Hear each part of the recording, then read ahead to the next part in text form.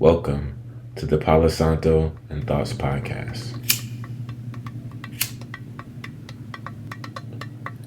As I light the Palo Santo, let us reset the space, allowing new energy and new thoughts to enter. What was does not automatically become what is, and even if it does, it does not mean it always will. Let us release what we must to receive what we must. It is mine. It is yours. What is for us will always be Ashe. Welcome back. What's up to the old homies? What's up to new homies? I'm Carter, and this is the Palo Santo and Thoughts podcast. And so I appreciate you all joining in for another episode. And today we have two special guests. So for those who are new, pretty much in season one we talked about All About Love, New Visions by Bell Hooks, and I pretty much covered each chapter of the book, kind of sharing about my personal experiences. And then in season two, I've been inviting some of my good homies to join in and talk about love. And so today, I am joined with two of the big homies, the biggest homies, my mom and my dad. And so, mother and dad, you all can introduce yourselves and then maybe share like one random fact. Okay. I am the queen. Queen. Repeat.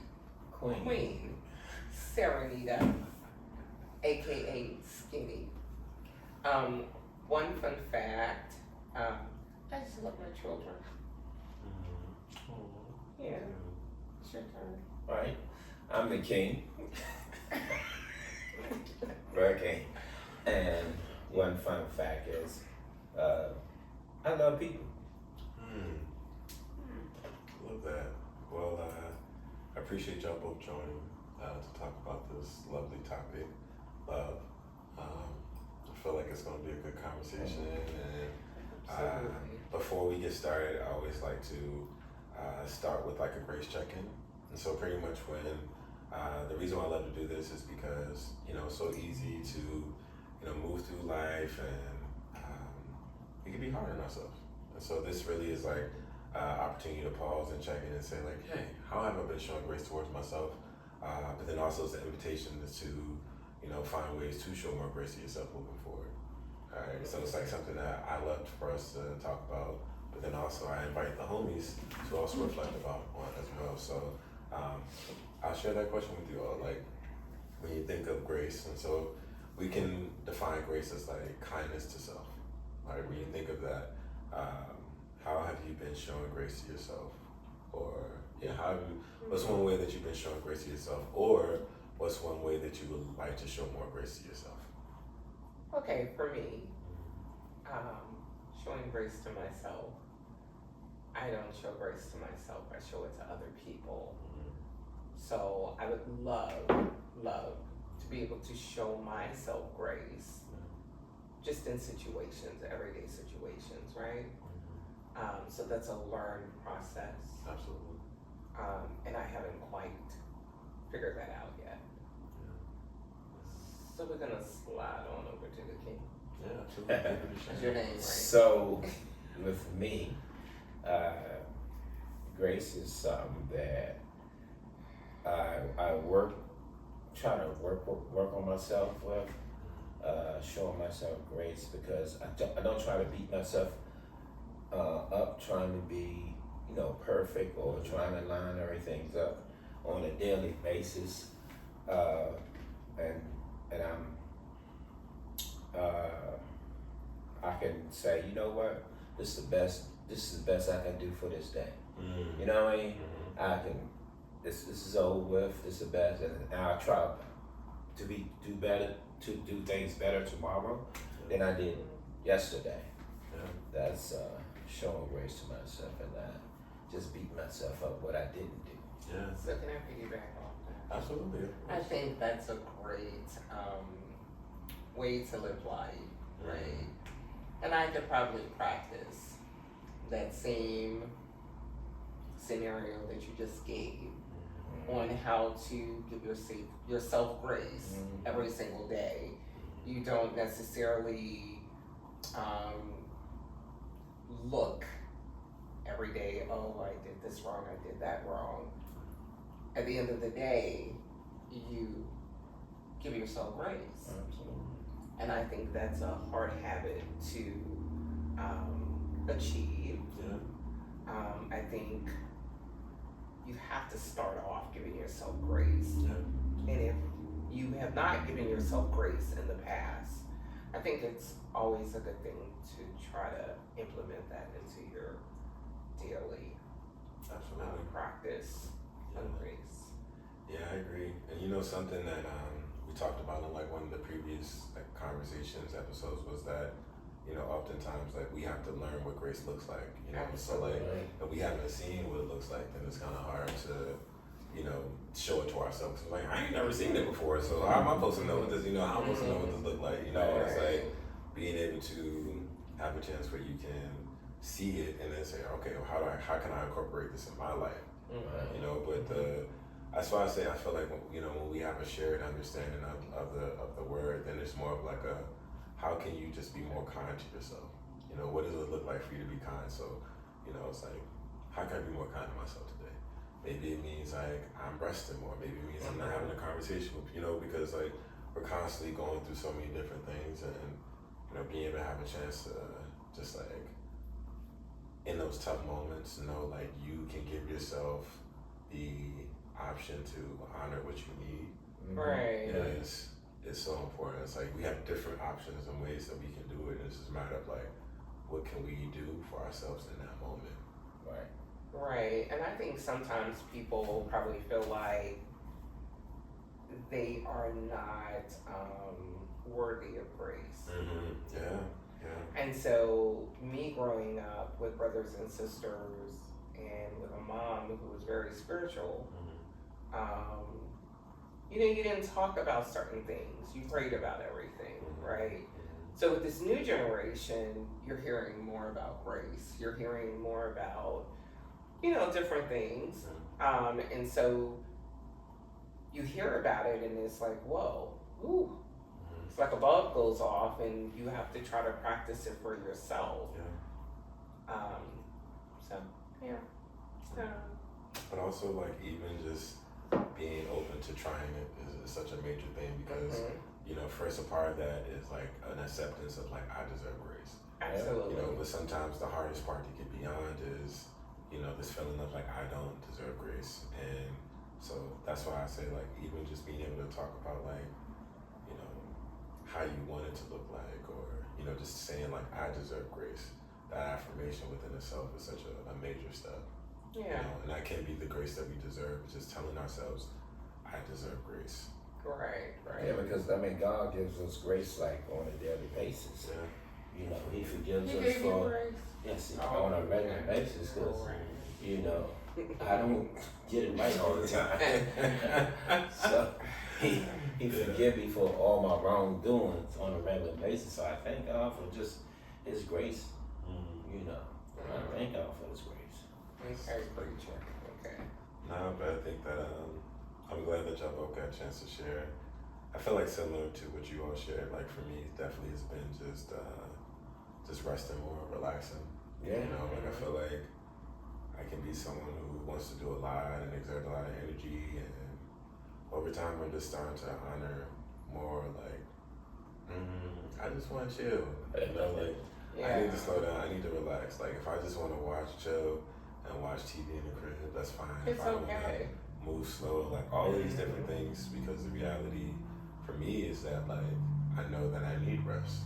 You know, like it's me making the decision to say like I'm gonna give myself that rest. Yeah, not only that, life throws so many curveballs. Exactly. You know, you have the stress of the getting to work, getting on time, you know, making sure you're, you know, doing the things at your job and in your home life and in your social life. It's just a lot.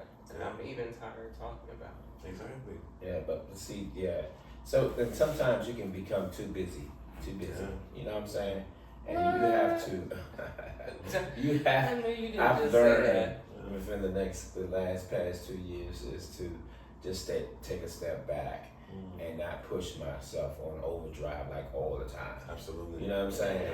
Because you can easily put yourself in overdrive 7 days a week, and then next thing you know, you're sitting up in the hospital because you didn't give yourself enough grace, you didn't give yourself enough rest, you didn't balance your day out, you didn't eat the proper food, you didn't get the proper rest, and that it adds up. It adds up.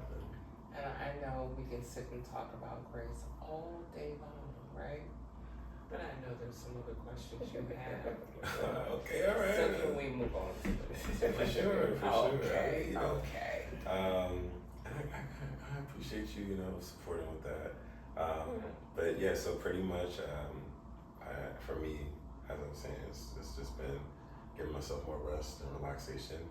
And so I hope that you all, in this conversation that we've had, that you also think about ways that you can show more grace towards yourself. And again, just being kind, looks differently every day. It looks different every minute, every hour.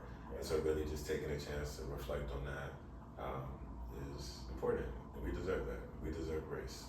We And it deserve looks grace. different for each individual. It looks different for each individual. It looks different in each moment as well. And so, that reminder.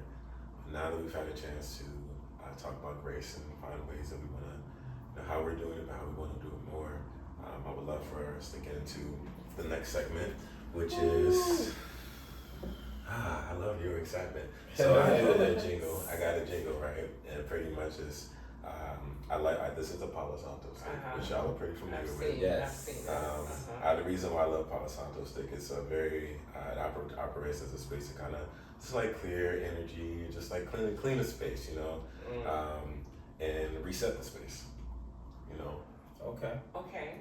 So, That's it's more of like a opportunity to say like, whatever has existed before, it's an opportunity to create something different now. So can I ask you a question? Yes, Does that little stick really work? it does. Oh, okay. Yeah. Well, let's see if it's gonna work tonight.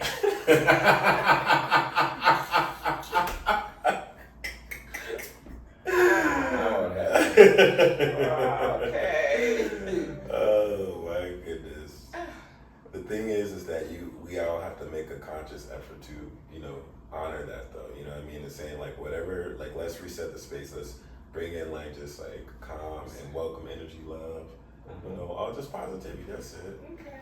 So I have a song that I like to sing with it, and so it's called "The Palo Santo Stick is lit, lit, lit." Hey, the Palo Santo stick is lit, lit, lit. Hey, the Palo Santo stick is lit, lit, lit. Hey, the Palo Santo stick is lit, lit. Alright, That's all right. Yeah. So now we've had a chance to light the Palo Santo stick, we can get into the conversation for today. And so, as I mentioned, the inspiration behind this podcast is from this lovely, amazing, phenomenal book, All About Love, New Visions by Bell Hooks. This book changed my life, y'all. And so I wanted to, really start off with a general question that I've asked all my guests. And so, first question is, Dun, dun, dun. Okay. So, in All About Love and Vision by Bell Hooks, she shared about her inspiration from the graffiti art. And it said, the search for love continues even in the face of great odds. Okay. Say it one more time. The search for love continues even in the face of great odds. And so, why do you all believe the search for love must continue in the face of great odds? Okay, I'm gonna pass this on to the king. You say your name is King, right? My name go is ahead. Alfonso, and I am the king. Oh, So, well, he's king. So the reason I feel that the future of love must continue because simply love can be a variation of things. Love can be peace. Love can be joy. Love can be definitely happiness. Love can be kindness. Love can be sacrifice. So I think if the world itself just show more love, just not only say I love you, but just show more love and speak in a more lovely manner, right? This world would be completely different.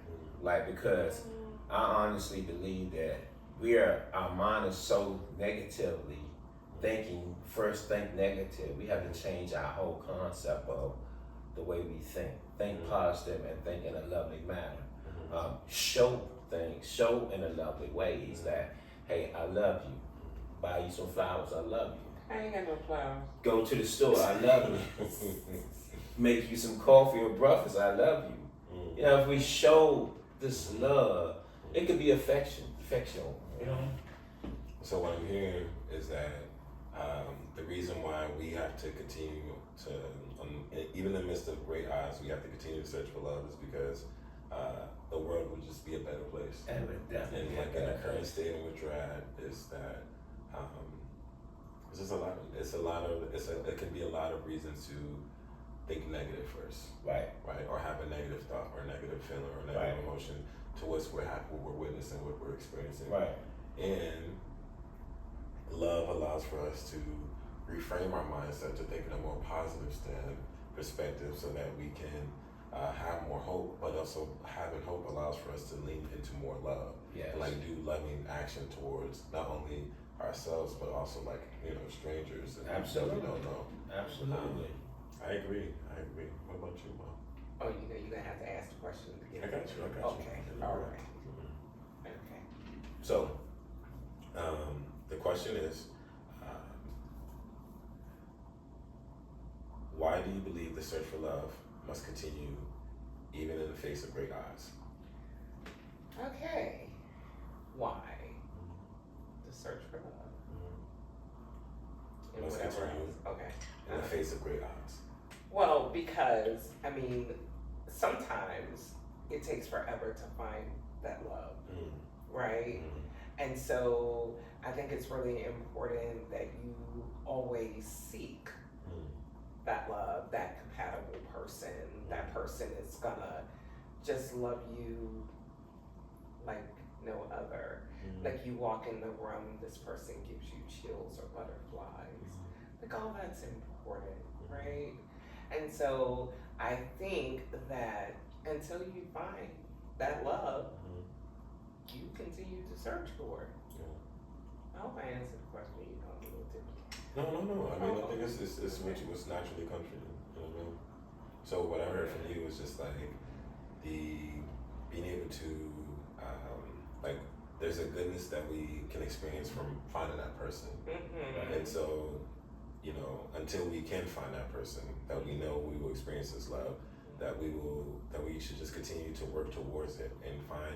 And then also another thing I would offer is that it can be loved in so many different relationships. We have like our family, our friends. So of course we have a romantic love. We also have these other different spaces where we can also, as we wait for that person, we can, experience the love, to give the love, practice the love.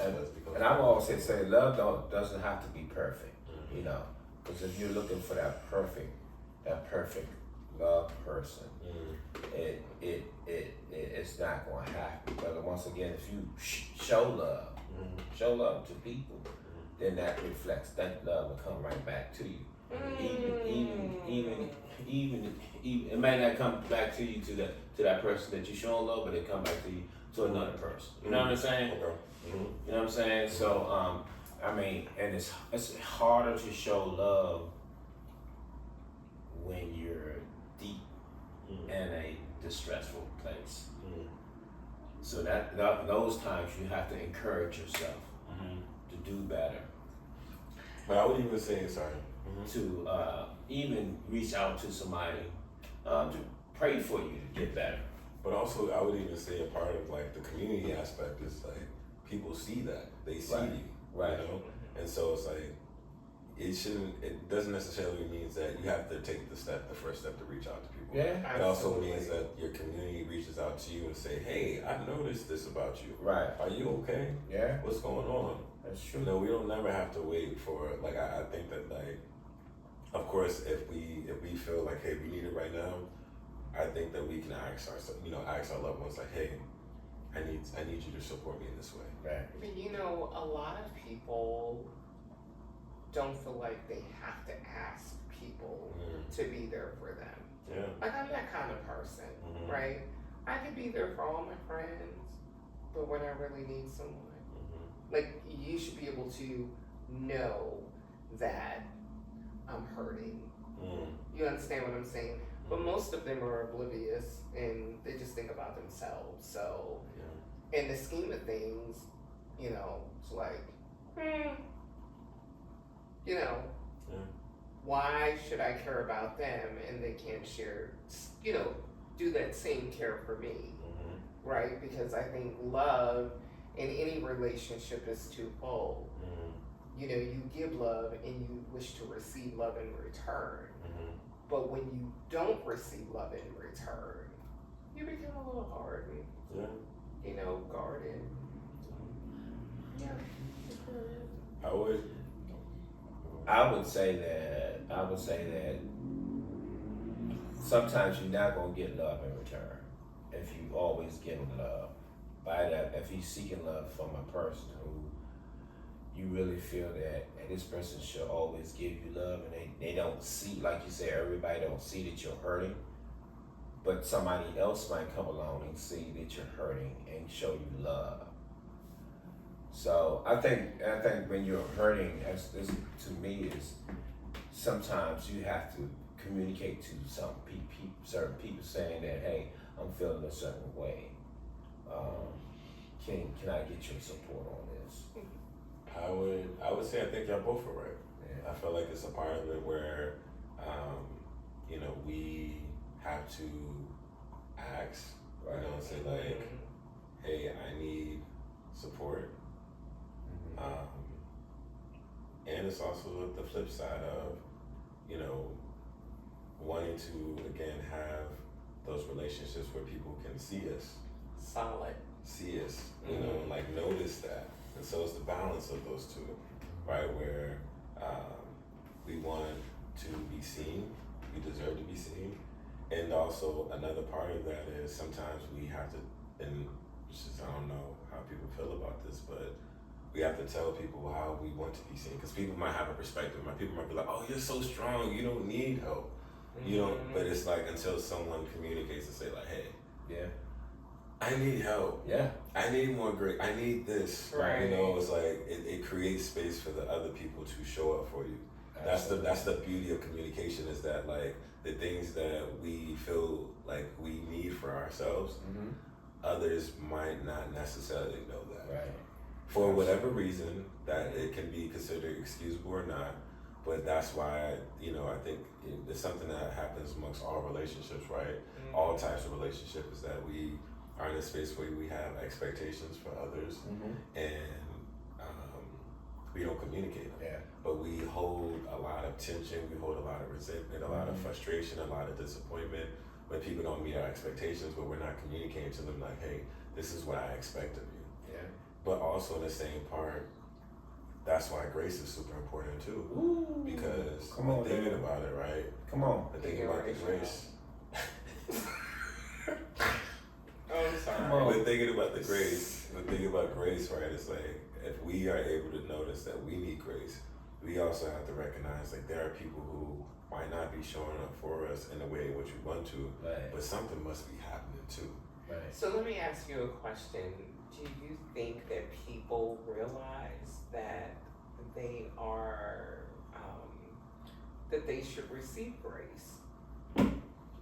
Because in the scheme of things, you know, like when we grew up, you know, things weren't talked about. The millenniums, you know, they talk millenniums, you know what I'm trying to say?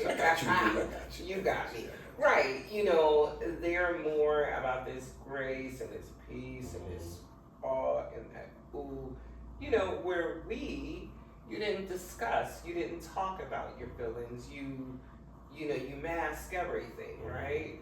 So I think that the reality is, I think the older people just have to move on down with you guys, right? And saying that it's okay to be vulnerable. It's okay to share that you're hurting. It's okay to, feel vulnerable or transparent. open or transparent, right? Because we old school, right? You don't be telling your business. You don't be doing all that. You keep that in a little compartment, and that's where it stays, But, yeah. I appreciate y'all both sharing. And so the next question that I have for y'all, which is, what is one lesson about love that you want to pass down to your children? Us, like, what do you think of, or just like, the future, and then why is this lesson so important to you? So I'll ask it again. Yeah, please. What's one lesson about love that you want to pass down to your children, and why is this lesson so important to you? Love can be painful. Okay. And why is that so important? Because I think most people feel like love doesn't hurt, but that's bullshit, right? The reality is, love can be quite painful. Love can be happy, but love can also be painful. So if one thing I could tell my children, love is painful, hands down. No sugarcoating, yeah. And I have 2 follow-up questions for you. Why is that your favorite lesson? I don't know if you've shared that just yet. Okay, let me answer one question at a Gotcha. time. So, in hindsight, everybody thinks love is just so happy-go-lucky. There's no pains, there's no ache, there's no nothing.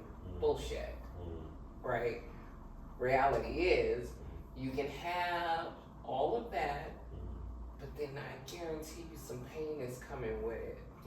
And then how do you handle that when you think love is supposed to be all sugar and creams and sprinkles and, what do you do when you have encountered hurt or pain or any of those things, right?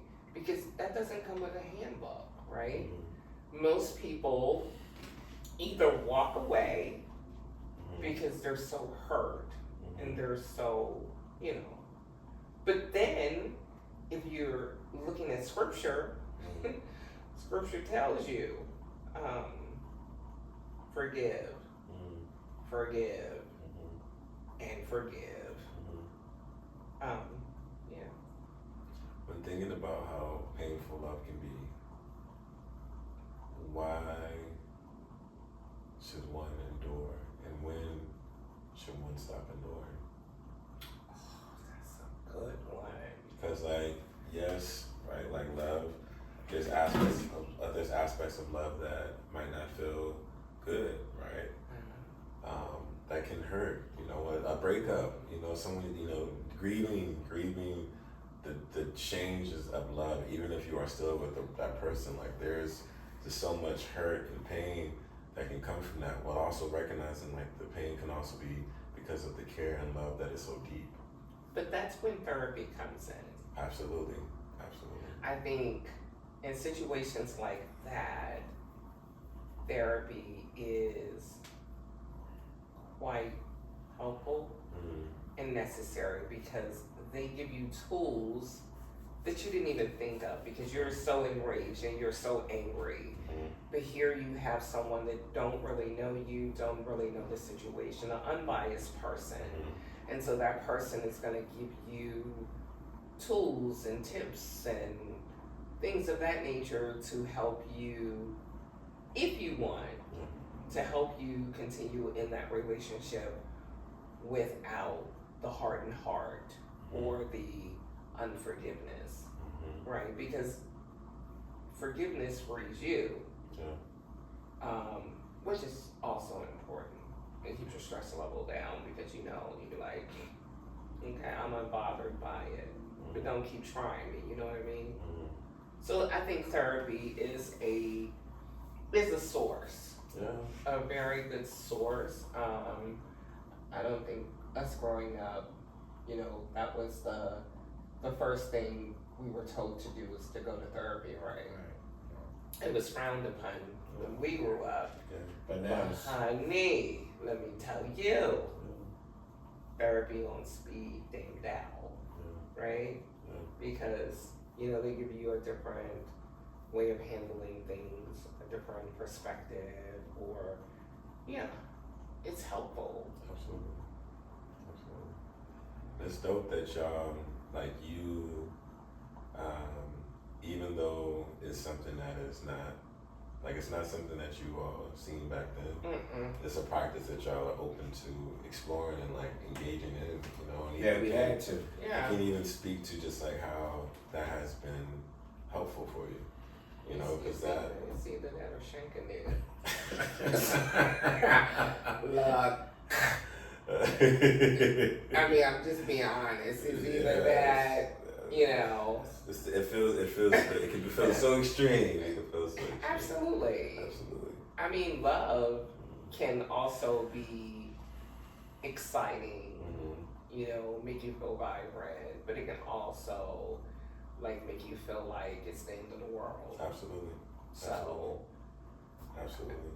I mean. Well, how does one prepare for that? Like you mentioned, like that sounds like, hey, this is a heads up. Now, is there any advice on like how would you encourage one to just navigate that, the painfulness?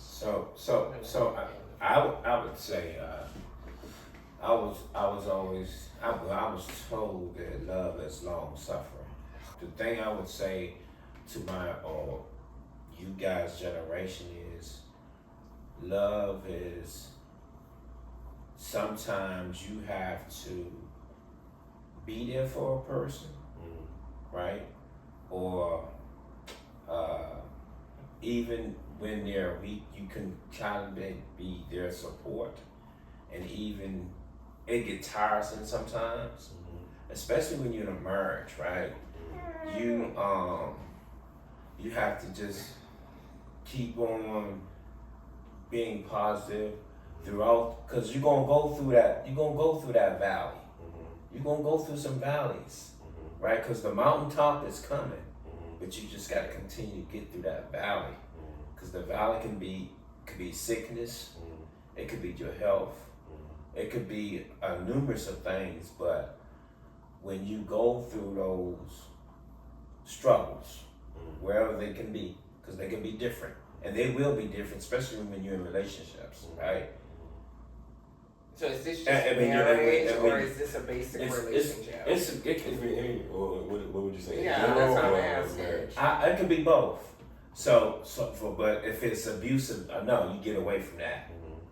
You know what I'm saying? You have to always draw a line, right? If it's abusive, right? You always have to draw a line. But I'm saying in general, relationship itself, you have to see something at the end of the road, a positive at the end of the road, that this person is going to get through. If I'm supporting them, they're gonna make it through whatever it is. But if you see no opening at the end of the road, then you got to say to yourself, it's not worth it. You got to be honest with yourself, but you do give that person time to, wherever they're going through at that time. If you're right there with them through the good times, you also have to be right there with them through the bad times. But because their actions will speak volumes if they're not, showing that they going up here rather than continue to go downhill. And like Sir Anita said, sometimes it has to be therapy somewhere in that situation. Yeah, because I was thinking about it, and I was just like, you mentioned like when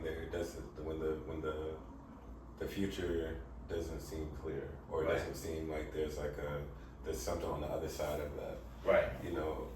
Why not talk to your partner about that and like create and say like, hey, I want to co-create this newer thing, because maybe it's it's not there because what was there, maybe the thought about it, like what it could look like 5 years ago is different than what it is now. Absolutely. The reality has changed. So it's like, why not have the conversation with your partner and say like, hey, I want us to co-create this thing and what we want this to look like going forward, because what we thought it was going to be is different. Right. But we don't have to hold on to that. We can make it look different, but what do we want that to look like? Absolutely. You know? And that's that communication piece. I agree. And then that's what I was about to say. Mm-hmm. Back in those days, dudes don't know how to communicate. Worth a damn. Right. It's a lot of texting and all this going on. Communication's not that great these days. Well, I think communication, like I think women never have a problem communicating how they feel or what they feel. Right. It's generally, the old heads. They can't handle most of the times how a woman feels, because a woman, we have emotions, we have feelings, you know what I'm saying? And most of the times, the guys are not into that. They want to just hear a solution, or, oh, you're nagging, oh, you're that. No, nigga, I ain't nagging. I'm telling your ass how I feel, right? So it's a different, and I think, like, in his era, they were taught, oh, a woman, they're nagging. Bullshit. It's not so much. I'm expressing to you. I'm expressing to you how I feel, what I want. Now, whether you can handle it, that's not my damn problem. You just got to figure it out. But then when I take the vows, sickness, health, rich, poor, death, do me part. Shit. You looking for everything to come. You gonna have some good days, you gonna have some bad days, but how you gonna act when you got a bad day? You understand what I'm saying? How in the hell are you gonna act? Are you gonna be like, oh darling, I understand? Or you be like, what the fuck? I don't mean to be cursing on you. No, you can curse. But I'm just simply saying, right? The realization is you really see the love, those marriage vows. You really see those things in hard times, in a sickness, right? Because most of the times, we all think, hey, we're invincible. Oh, we ain't gonna get sick, right? Right. It ain't gonna come to my way. I may have a little high blood pressure, a little headache or something like that, but nothing serious. But when something serious happens, or the money get funny. Oh, money, that thing right there. Or the money get funny. Money becomes a struggle. Now I'm be transparent. Something I had to learn in our relationship. Something I had to learn in our relationship. As a man, I had to learn how to sometimes listen, because I always want to be the fixer. I had to be. I'll fix it. Give me the bottom line. I'll fix it. And what I had to learn to not so much as be a fixer, but be a listener. And listening is a skill set.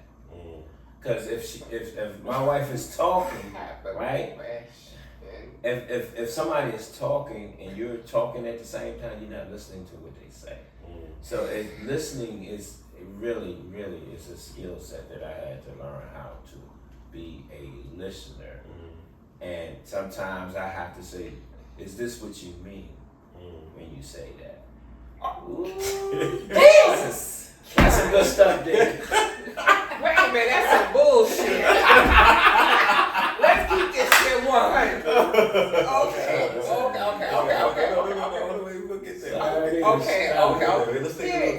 He done got my blood pressure, my heart palpitation, and everything. What the hell? Okay. Hold on. So the thing is, right? Because I think something that, like what you were saying, that one is that what Ma was saying, right? It's like men just gotta listen more. Everybody just gotta listen more. That's true. But the thing also, I think what a part of it is learning, like you said, that learning, being able to like actively listen is a skill. Yeah. Like that is a real skill. It's That is amazing. not like no. Active listening is a skill that you have to learn. You have to witness it. You have to benefit from it, right? With that being said, our understanding of our level or our ability to be an active listener is different than how someone might perceive or experience it.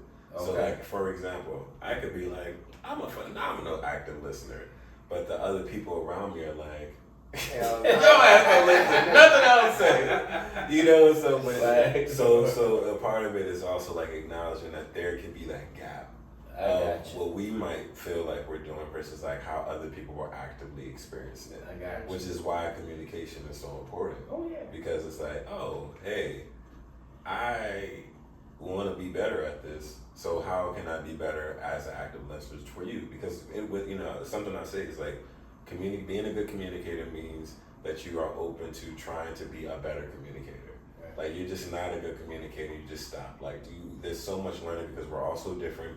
We all have to everyone needs different type of communication. We can always be better. We can Right. always be better. Yes, I agree.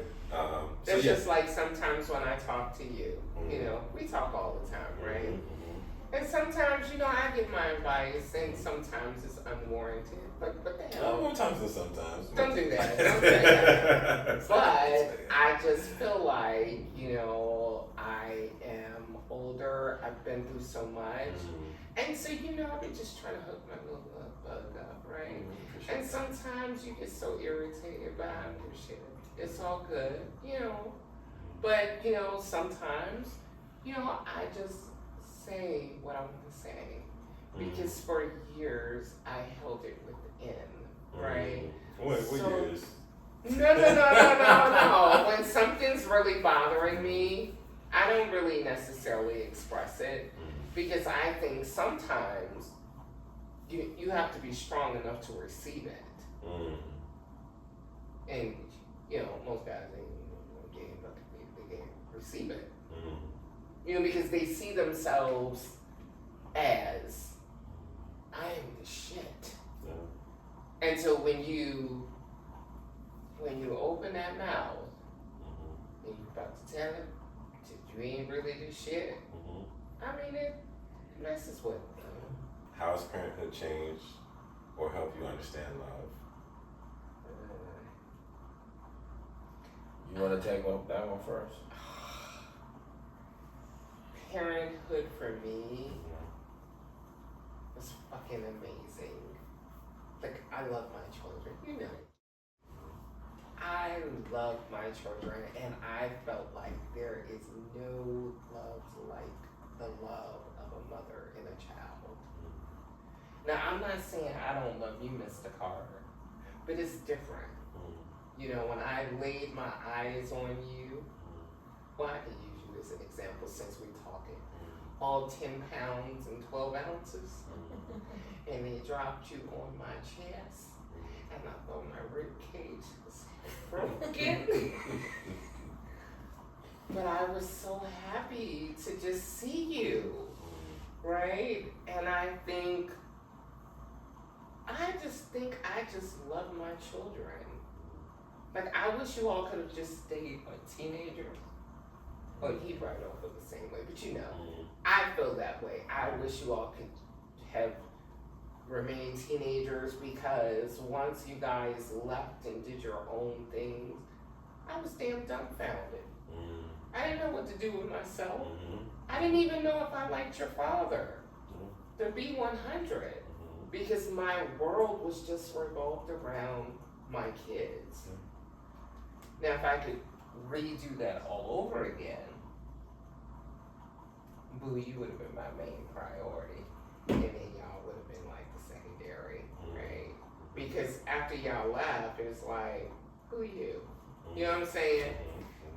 And for a man right here was like, I'm like, oh my gosh, well, who are you now? You know what I'm saying? So I think, motherhood, or whatever the question was, I forgot. Parenthood. I just think, that's a different type of love. Like, okay. Your turn. All right, so parenthood to me is giving up one's own self and putting your children first.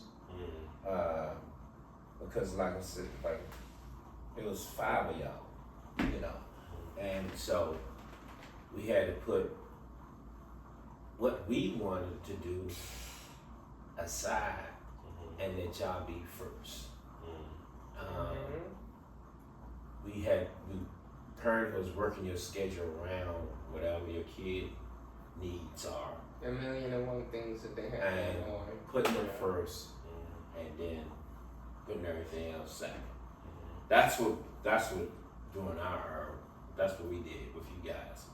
Because, for example, we couldn't go to the movies because if we went to the movies, it cost us more to pay for the babysitter than the movie itself with food and stuff like that. So we worked around it. We brought the movies in the household, whatever. It became just a family gathering, whatever we needed to do during those times, during those sacrificial times. I mean, and we kind of like kept y'all busy throughout y'all whole childhood. You know, we was very focused. We was very attentive. You know what I'm saying? It's we didn't like sacrifice. We didn't go out to go hanging out when we didn't need to. We was just there, being there, showing love, just trying to be a good role model. Not saying it was 100% right all the time, but parenthood is a learning process. It doesn't come with the handbook. It doesn't come with the handbook, but you put your best foot forward and keep on moving with it. But I know it's definitely sacrifice. A good parent will put their kids first, and make sure they have everything they need. And it's so funny that you say that because I mean all of them are adults, right? They're all adults now. But I would absolutely put you guys 1st. And it's like, woman, they're damn grown. Let the string go. Yeah, that's her perspective. But I mean, that's what I'm saying. But how do you let the string go when they have always been your number one priority? And so I wanted to kind of go back to that because, like, you all kind of shared, like, you shared, like, just the deep love that you have for your children. Like, it just sounds like it was just something that was just so powerful to you. And Dad, you shared about just, like, the sacrifice of being a parent and, like, how you have to, you know, put yourself last. Right. Absolutely. So I want to go back to the question of, like, how has, like, that awareness that you both shared, how has that changed or helped you understand love? So how has it changed your understanding of love? Well, no, how has it changed how you understand love, or how has it helped you understand it better? So for me,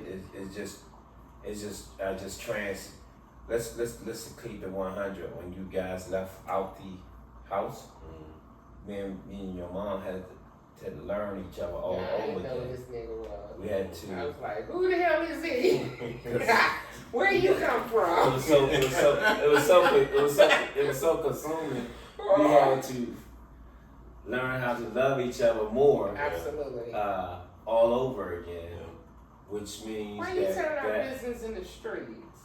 But it's all good. Being transparent. Go ahead. You being transparent. And we had to, like, right now, we try to put ourselves, like I said, I put my kids first, now I put my wife first. So that's that certainly, you need to stop it. That transition.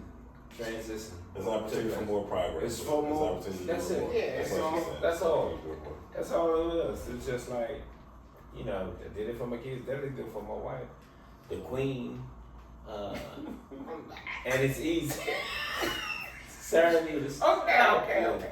You said this is an open conversation. It is an open conversation. Okay, like you, yeah. Well, what I would say, okay. What are y'all most looking forward to about love individually and collectively? So now that all the children, like everyone's grown up, you know, y'all have had children, y'all have raised a family and more together. Now that, like, the children are all grown up, like, what are y'all most looking forward to about love? Like, as you, when you think of your individual self, but then also when you think of you and Finding how to love me. okay, finding how to love you. Yeah. Yeah. Can that be? Sure. Okay. Yeah, I would say is just showing more love to each other, showing love to each other, and then I would say just trying to get back to some of the things I used to do as an individual. Like I used to paint, draw, swim.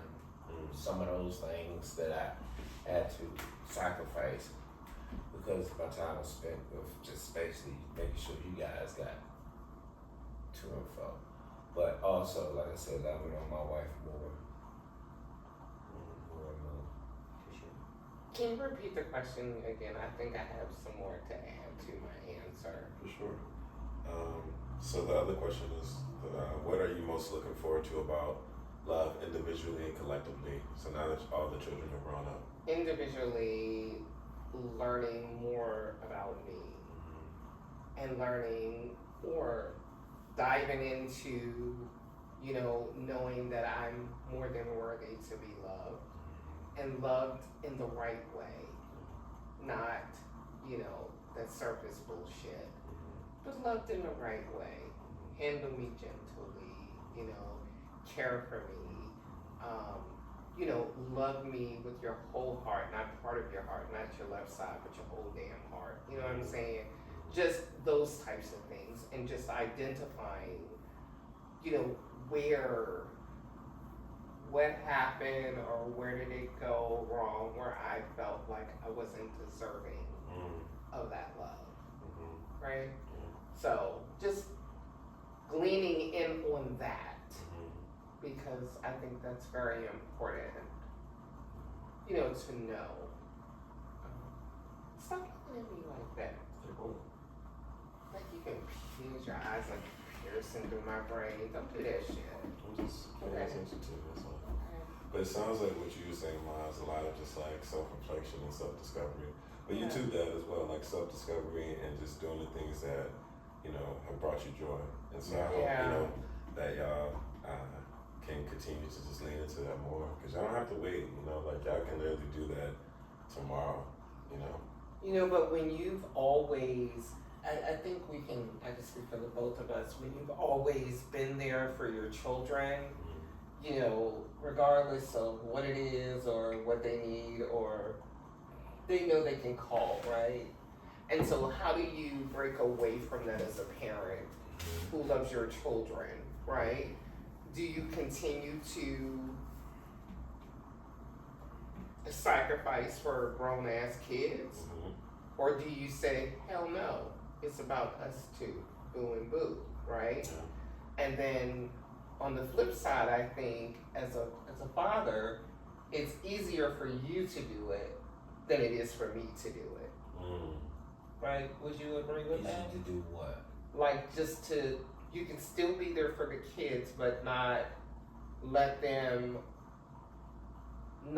overwhelm you, or. No, I won't let that overwhelm. Because for me, it's like I've done my best raising the kids. Now, if I can support you on something, I'll do that. But at this age, I think our mature kids, they can figure it out. You know what I'm saying? They have enough to figure it out. We just gotta let them figure it out. Now, in the meantime, they can always call me and say, hey, you gonna run something by me, and I can voice my opinion, and they just pick the best options. But like for me, I just don't know how to. But I'm not gonna take on your issues totally. I mean, I can support you. And that's where we differ, right? Like I want to know everything that's going on in your life. I don't want to do that. I mean, I'm being 100% transparent. Yes, and also in that, right, it's like. I didn't finish. You're right. Oh man, I forgot what I was gonna say. I'm sorry, I interrupted you. Okay. I just think, I just love my kids so much. even now that they're, grown as hell, right? And sometimes I have to remember y'all not 14, 15, or 16 anymore. And so turning off that portion is extremely hard for me, right? Yeah. Because I just want you guys to be happy. I want the best for you all. I want you to succeed in whatever you do. And so if you call me and I feel like you're sad or something, I dig right in, right? I could tell. There's some assumptions made, but Right. you can send some shifts for sure. Because y'all heart is my heart, Yeah, right? yeah. That's how we connect, boo. Yeah. Like, hands down. Yeah, I think I can only imagine when you've had it on like that awareness on for so long that it's hard to just turn it off. Yeah. But I think I would imagine that it's more of like how do you just do it less? Like how do you gradually, turn it off to a point where you can feel like this is where I feel good at. Maybe it doesn't mean you have to turn it off completely, but where can you turn it off at in a place where it feels more manageable and realistic to what you want to prioritize, which is now you and dad versus us. It's like, how can you prioritize you and dad? And self. And Self, definitely and you and self. right. Self first. Self first. Yeah. Then you and dad. Yeah, absolutely. And then us. And like, how much capacity do you have for us? It's so And funny. that changes. It's so funny that you say that, right? Mm. If you notice, I don't talk to you as much as I used to. Like me and you will talk every day, right? And I look forward to either you texting me or me texting you, but I knew that we were gonna talk in the day, right? So now a few days will go by, I'll text you, but I don't pick up the phone, right? It's not that I don't love you, but at some point, I mean, you're my baby. You're my last one, my boo thing. So, I gotta always make sure that all of you guys are all right, knowing that you all have the tools and that you're gonna be all right. But I'm an overthinker. I overthink and process and blah, blah, blah, blah. I spiral quickly. So for me, that just gives me reassurance that you're okay when I hear you, when I see you on FaceTime, or I text and you respond. If you don't respond, I'm a worrier. Oh my Lord, what's going on with my child? That's always, but I can't tell him that because they grown as shit, right?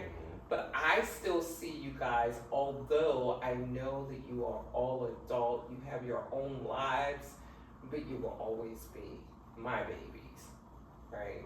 Yeah, absolutely. So. Yeah.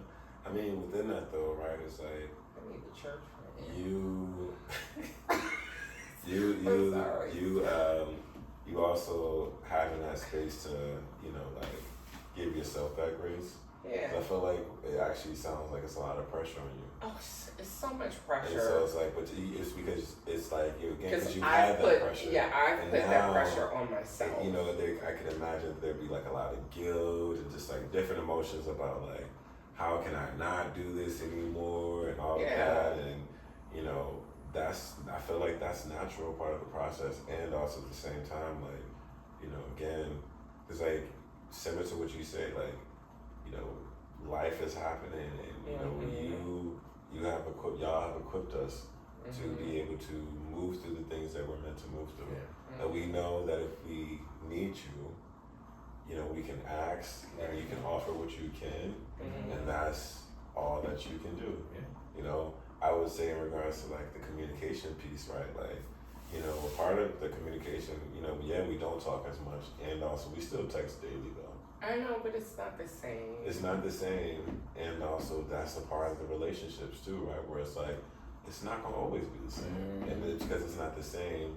Of course, they can be like, damn, I really enjoy doing this that way, right? Yeah. And also at the same time, it's like holding on to what it used to be might get in the way of being able to appreciate what it is now. I mean, that's your But the reason why I say that is because like if for example, right, if I'm like, dang, I really enjoy it when my mom used to do this and she don't do it no more, but she do this. If I'm like still stuck in the fact that you don't do that thing no more, I'm missing out on being able to appreciate what you still do or what you do now in replacement of that. Negative. And so I'm gonna hold on to those emotions because I'm still mad or frustrated about it versus experiencing that gratitude. And not to say that it can't be both. I'm like, I still feel a little sad about this, but I also experience this gratitude. If anything, it's probably, we find balance in that or whatever we can. But all I'm saying is that we still have to hold on to like the things that we do appreciate or things that are new or good that we're witnessing. Because again, like it's easy for us to think negative first. I don't necessarily think negative. I think with me being such a analytical person, I think, right?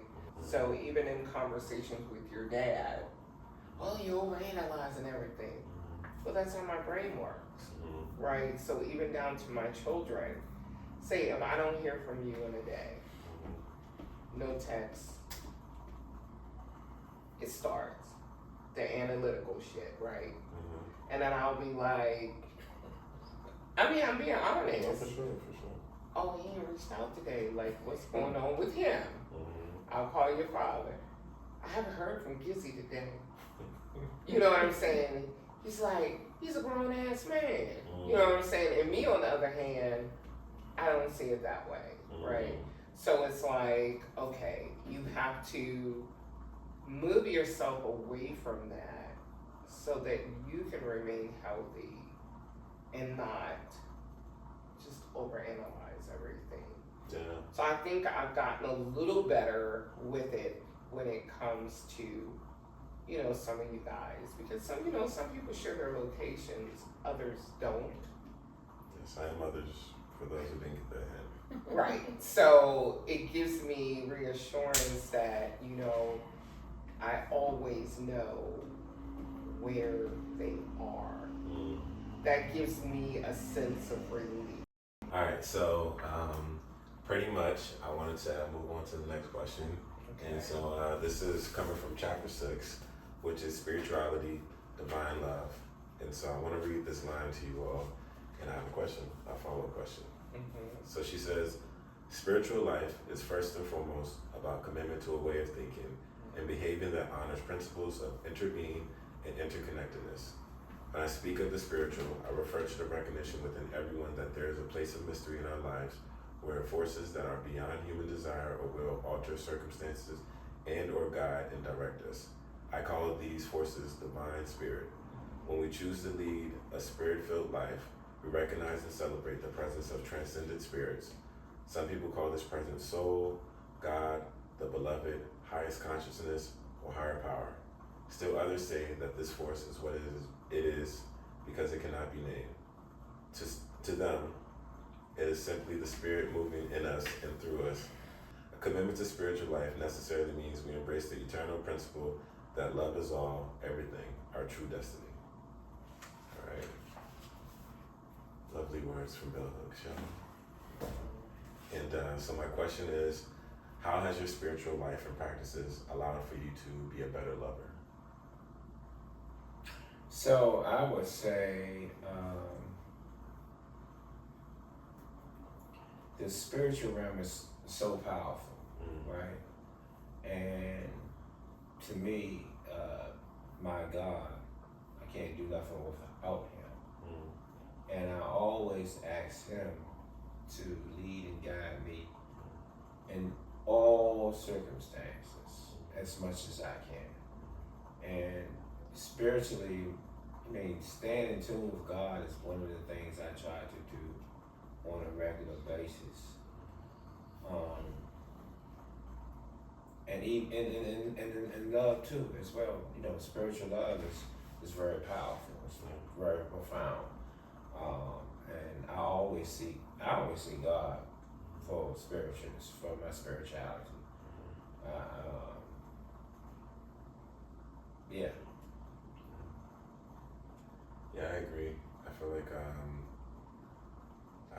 pretty spiritual person.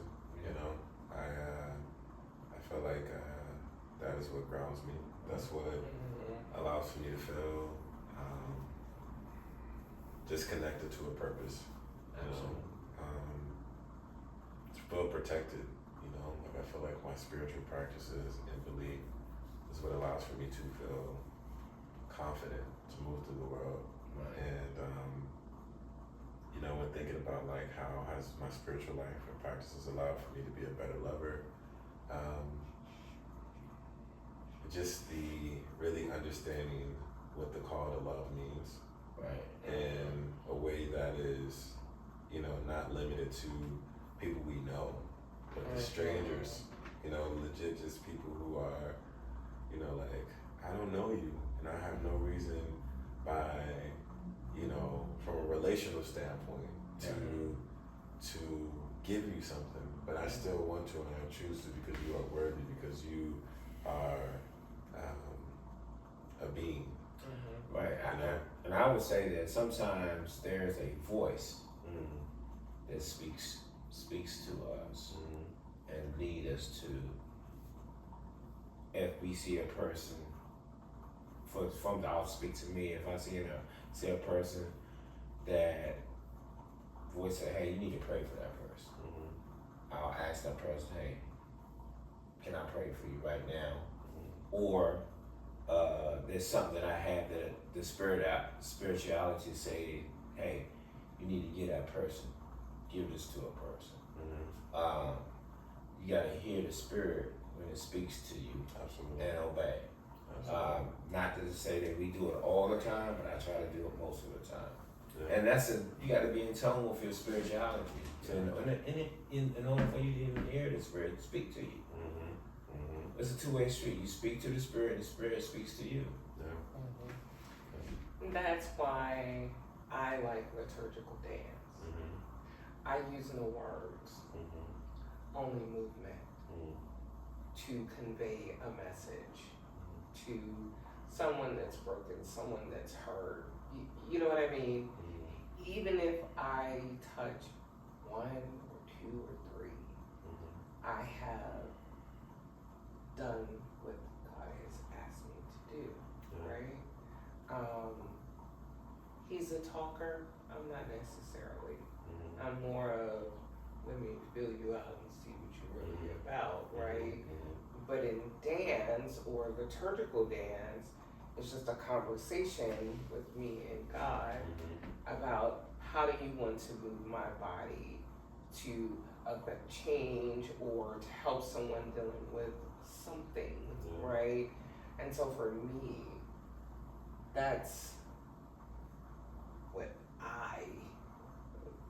how I connect spiritually. I mean, I read the Bible, I do all those things, but for me, that silence to convey a message is more powerful for me. Yeah, and I would even say just like, you know, the active effort to lean into those practices, whether it is, you know, similar movement or as a word, but, you know, we have the capacity to receive, you know, direction and guidance. Absolutely. And sometimes, you know, we might have a lot of distractions that are in the way that make it hard to be able to hear that voice. And sometimes you got to hear it from someone else. Absolutely. Maybe it's not an inner voice, but, you know, then someone who is listening to that inner voice can come to you and say, hey, I agree. I heard, you know, you might have missed this message within, but I'm here to be an external person to tell you this is what this is what is meant for you to hear. And being able to allow yourself to be used in that way, you know, to be a lover in that way. It's not even being used as to be a lover, because like that is, you know, the spirituality that we're able to, when we're engaging in like spiritual practices, it allows for us to be better lovers. Can I give an example of one of the times that this is something small, but I remember when I was really struggling with my finances. I mean, I was struggling, and I asked God, you know, you see how broke I am. I need this. And I went to a brother of mine to ask him for money. And he had the money, but he told me he wouldn't do it. This is my brother. Yeah. Same blood. But the following day I was in church and one of the brothers who I ministered with came to me and just gave me a shake with money in my hand. He said that God told me to give this to you. That was so profound to me. You know what I mean? Yeah. So profound to me. Because he heard my cry. Yeah. You know what I mean? Yeah. He heard my cry and he spoke to somebody else to send him my way. That's powerful, man. And that's love, though. Yeah. That is how powerful love is. Yeah. We allow for love to move through us. Yeah. You know, and in order to do that, that's why like removing those distractions are so important. But that's why it's always important, because if you don't have spirituality, you don't read the word, you don't know that, you know, God can speak through the Bible, he can speak through others, or he could just, you know, give you clues or whatever the case may be. So it's always important to, you know, and I'm talking to myself as well, you know, to really glean in on his word and listen to the things that he say that he will do, that he promised that he will do for you without strings attached, right? Whereas man, you know, there's always strings attached. But with God, there are no strings attached.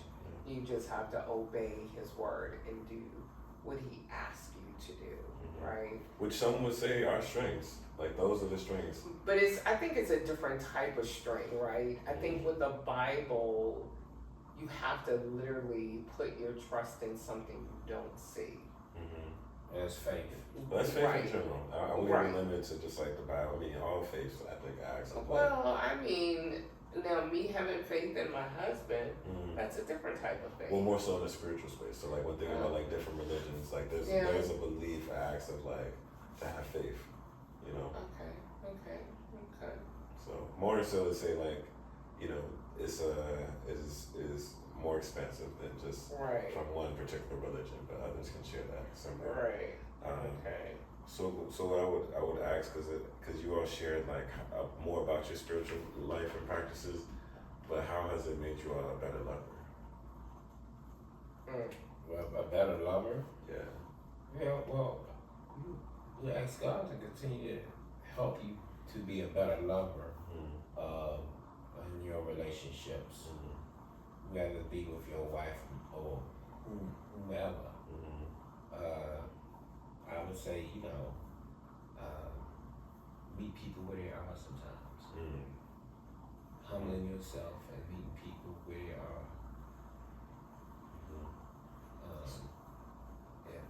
So for you, what you're saying is like, it is allowed for you to learn how to meet people where they're at. Yeah. Okay. What about you? Do you have What was the question? in the words?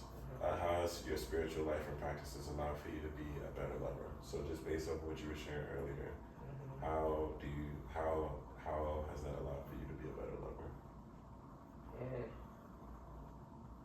I can't really answer that question. That's okay. So can we go to the next one? Yeah, absolutely. All right, so we have two more questions, y'all.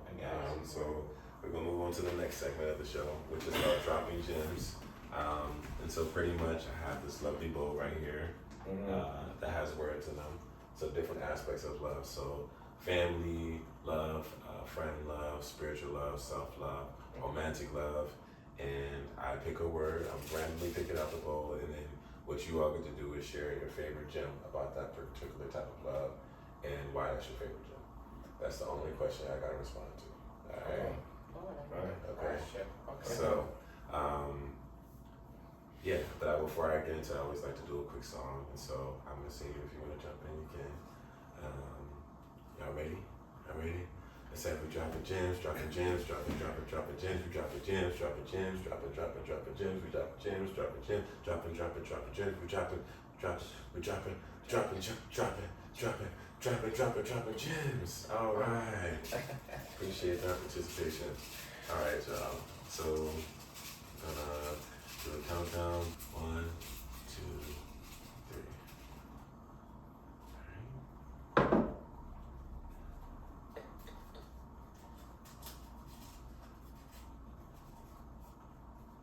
Okay. I'm gonna return back to this one. Self-love. Self-love. So what is your favorite gem about self-love? And how did you learn that lesson, or why is it your favorite gem? My favorite gem about self-love is that I am worthy. What was that question? And why is that your favorite gem, or how did you learn Because that? I never thought that before. I never thought that I was worthy. Worthy of what? Of To self-love? love myself. I thought I was worthy to love others, but not necessarily myself. So therapy really helped with that. Man, you can't tell me shit. Yeah. What you think? You can't tell me nothing, right? What? Because I love myself. Yeah, you know what I'm saying. Yeah, so that would be my takeaways from that particular thing. I hope I answered the question. Well, you did. Thank you. See, this is bad things. So, I can ask the question. Yeah. Ask the question. What's your favorite gem about self-love? And how did you learn that lesson, or why is it your favorite lesson?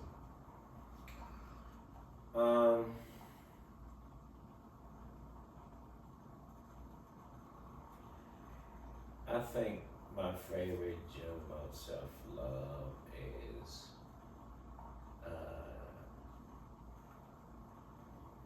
giving myself space to, number one, just do better,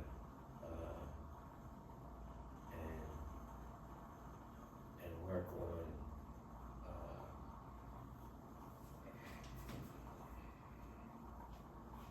loving myself a little bit more, allow myself to rest when I need to rest. Because when I look back over my years of life itself, I think sometimes I'm in too many higher gears, and I need to just back down from lower gears now that I'm older. And just enjoy family. Sounds like what y'all both were saying is like your favorite gem is just like that y'all are worthy of self-love. You know, like just that, you know, and understanding it looks different for each of you all. You know, and I love that. I love that because y'all are worthy of self-love. Like y'all given so much. Y'all give so much, and I really feel like for me being able to experience my journey of self-love has just like allowed for me to just know myself better. And I feel like that for me, like learning self-love is like something that really happened in like those 20s. You know, I think it's an ongoing journey though. But I think being able to start it in that 20 period is like, it was helpful. You know, but I also recognize like, you know, I don't know if y'all generation had that option because y'all had to think about, you know, your partner, you had to think about your children. And so in that critical time frame of, you know, early adulthood where it's like you get to explore and understand who you are, what you want, y'all didn't have that. Y'all had to worry about y'all family and each other. And so now doing it after worrying, you know, prioritizing others, prioritizing the love of others, you know, now taking a moment and say like, all right, now I want to prioritize me. It's like, what the hell does this look like? What the hell is this, you know? But it still feels good though. It feels good. It feels good because that battle is over and you can focus on yourself. Yeah, but you have to remove all of the layers that you've had for years. It's not something that happens overnight. and the world will make you feel like you're not worthy of self-care. So once you detach yourself from the world for just a second, and you sit with yourself and you realize, oh, hold on, I deserve this for myself. With counseling or whatever mechanism you want to use, right? But counseling worked wonders for me, because you can't tell me shit.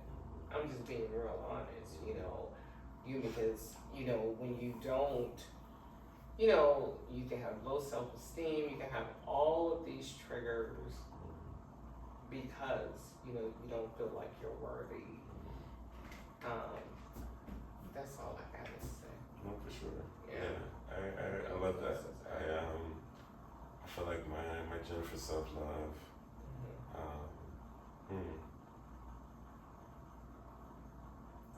I think is give yourself grace on that journey. Absolutely. Because self-love it looks different, and it's gonna look different, and it can be scary, and a lot of discomfort associated to it. And it's like you mentioned, like everyone has different experience, so it might be easier for someone and harder for someone else. Yes. And recognizing if you're engaging with people who it's easier with versus what it's harder for, how that might impact your experience of it. So it's like taking all that consideration into the experience and just like, hey, I know that this is going to be challenging, but I'm worthy of this. Absolutely. So I think that's my gym, is like recognizing that it would be challenging, kind of, because it was a little different than what you were talking about earlier, but it's self-love can be challenging, but we are worthy of it all, because we are. And yes. Even if it might feel scary, even if it might feel intimidating, even if there's discomfort to it, even if there's guilt associated to it, whatever it might be, that's okay. And it doesn't have to stay with us. It doesn't have to stick around. Like it is like a temporary. It can be temporary. It doesn't have to be something that lasts forever. And we just have to determine how we want to move through it. But you have to make the decision that you want to explore. Absolutely. Absolutely. You don't want to feel broken anymore. You don't want to feel whatever you feel. That decision has to come from that individual, right? Absolutely. Because one can be broken for 25 years and then in the 30th year decide, oh, I don't want to be broken anymore. I want to get some help, right? Absolutely. And then you have another 5 to 6 years of repairing all of the brokenness that you have felt all of those prior years. So, explore yourself, be kind to yourself, be gentle to yourself. Absolutely. And just totally love on yourself. Okay. I think that's a perfect segue into our last question. Oh, yes, okay. Yeah, one more. Okay, one more. Y'all doing so great. Y'all been doing so good. I appreciate y'all being open to this. I know I feel like there's the conversations that have gone in different places, but we return back to where we need to. And so I appreciate y'all just being in this. This is definitely probably the longest episode so far. Right. So the last question is that, pretty much in the book, All About Love, New Vision, the invitation is for people to return back to love to return back to love. So my question to you, my final question to you both is, how can people return back to love in 2024? Well, I will go back to returning back to love. To me, is showing love, showing peace, showing joy, showing togetherness. Because we can't. This world, we can't walk this world by ourselves. You know what I mean? So, like I say, those things of showing yourself love, showing someone else love, speaking love, showing action in love, goes a long way. Absolutely. And the more we practice that, on a daily basis, the better we get. Absolutely. I appreciate you saying that. That was something that I shared in a shirt. So I love that it's coming up in this conversation too. What about you? I'm just gonna say drop the mic right there. Okay. You know, Yeah, for sure. Yeah. whatever he say. Nah, for sure. I know it's been a long conversation, so I appreciate y'all. But yeah, thank you so much, Mama, Cool. for being here. Thank you, son. This has been an amazing conversation. I was about to say, Showing love. love. Don't give me no handshake. No, for sure. Do hugs. Yeah, no, I got you. But it's been an amazing conversation, and I really appreciate y'all sharing and We appreciate you being as well. transparent and vulnerable about just like whatever you feel comfortable sharing. Yes. This was a very full conversation, and I just appreciate y'all. I love y'all, and thank you. We love. Thank you. Yeah, see, this is one of these things where parents do, remember I was telling you about that? You ask, and this is one of these things where I'm totally not comfortable. But because of my love for my baby, I just did the damn thing, right? Thank you so much. I appreciate you. Yeah. I appreciate you. Yeah. No, I understand. I thank y'all, and thanks for tuning in to another episode of the Palo Santo and Thoughts podcast. Again, I'm your host Carter, and I'm joined with my mom and my dad, and we appreciate you. Coolest parents ever. Coolest parents ever. You heard it. I'm stamping it. Boom. Boom. Stamped. Boom. You see, coolest parents ever. But yeah, just really want to express gratitude for tuning into this episode. Again, if you haven't already, please do buy this book, All About Love, New Visions by Bell Hooks. It is an amazing book, life-changing book. And if you need someone to experience the chapters with as you're reading it, listen to season 1, and I got you. All right? And so Instagram socials is Palo Santo and Thoughts. Follow us on Instagram. Be on the lookout. Also check us out on TikTok as well. And yeah, until next time, I hope you enjoy the rest of your evening, weekend, morning, afternoon.